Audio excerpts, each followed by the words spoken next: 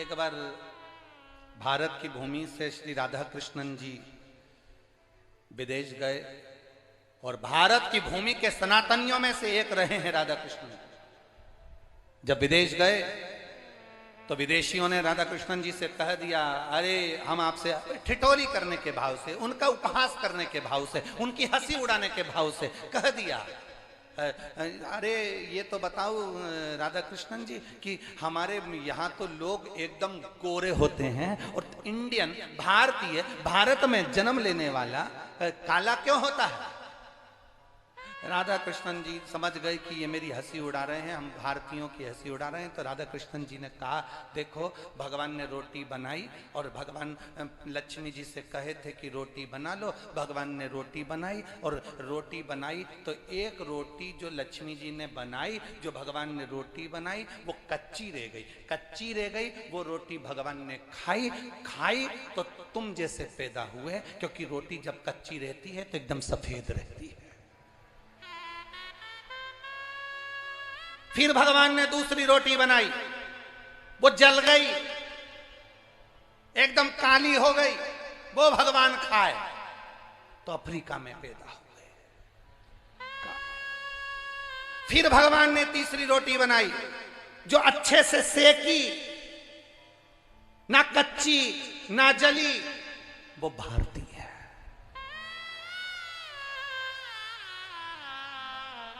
एक भारतीय ऐसा होता है, भारत की भूमि पर जन्म लेने वाला व्यक्ति ऐसा होता है जो दुख और सुख में सिका हुआ होता है। और नहीं तो विदेश में एक महिला अपना, उसका पति मर गया था, उसकी कब्र पर पंखा कर रही थी। तो भारत के एक संत ने उस महिला को देखकर पूरे नगर में सूचना कर दी कि विदेश की महिला कितनी प्रथम नंबर पर है। हमारे यहाँ की महिला पति मरता है तो उसके साथ सती हो जाती है, और विदेश की महिला पति मर जाता है तो उसकी कब्र पर पंखा करती है। संत को लगा हमारे भारत की महिला से ज्यादा विदेश की महिला प्रथम है, तो संत से रहा नहीं गया और वो महिला के पास गए और महिला से पूछा, माता जी आप क्या कर रही हो। उसकी महिला ने कहा, मेरा पति मर गया तो कब्र पर पंखा कर रही हूँ। कब्र पर पंखा क्यों कर रही हो। महिला ने कहा, हमारे देश का नियम है जब तक पति की कब्र सूखती नहीं तब तक हम दूसरी शादी नहीं कर सकते।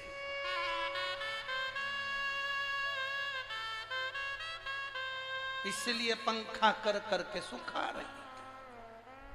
संत को लगा कि भारत के आगे सब फीका है, क्योंकि भारतीय जो पका होता है वो दुख और सुख में पका होता है। ये भारत जननी है संस्कारों की, ये भारत दैनी जननी है सभ्यता और संस्कारों की, जिसने दुनिया को दिया है, दुनिया को केवल प्रदान किया है। अब उसको पहचानना है। मेरे राम जी महाराज पृथ्वी पर जन्मे, वो भी दुख और सुख में सीखे हैं। मेरे भगवान कृष्ण पृथ्वी पर जन्मे तो वो भी दुख और सुख में सीखे हैं। कारागार में जन्म हुआ, द्वारका तक का उन्होंने जो आनंद पाया है वो दुख और सुख की गति में एक आनंद की अनुभूति करी। सहजता नहीं है शिव की कथा में।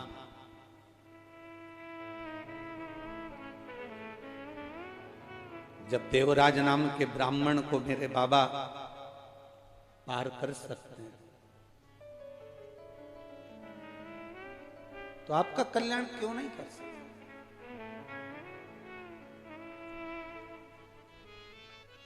जितने लोग ब्रज की धरा पर भगवान कृष्ण का भजन करने आते हैं, हम उनसे कहेंगे जिंदगी में एक बार देवी भागवत, शिव पुराण, स्कंद पुराण, कुर्म पुराण, नर्मदा पुराण, लिंग पुराण पढ़कर देखना कि ब्रज की रज में आप आए हो।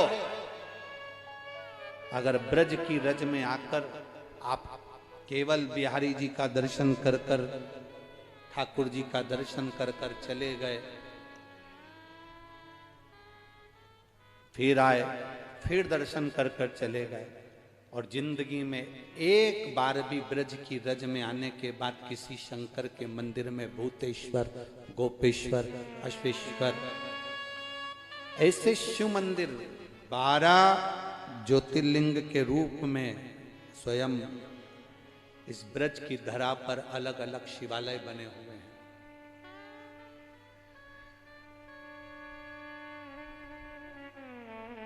कभी जिंदगी में आओ, ब्रज की रज में आने के बाद खाली मत जाना। एक लोटा जल, ब्रज की रज में जो महादेव विराजमान है, कहीं शंकर का मंदिर हो पूरी ब्रज की रज में, कहीं शिवालय हो ब्रज की रज में, एक लोटा जल भरकर शंकर जी को चढ़ाकर और मेरे बिहारी जी को प्रणाम कर कर जाना। ये झोली खाली नहीं, भर कर लेकर आओ।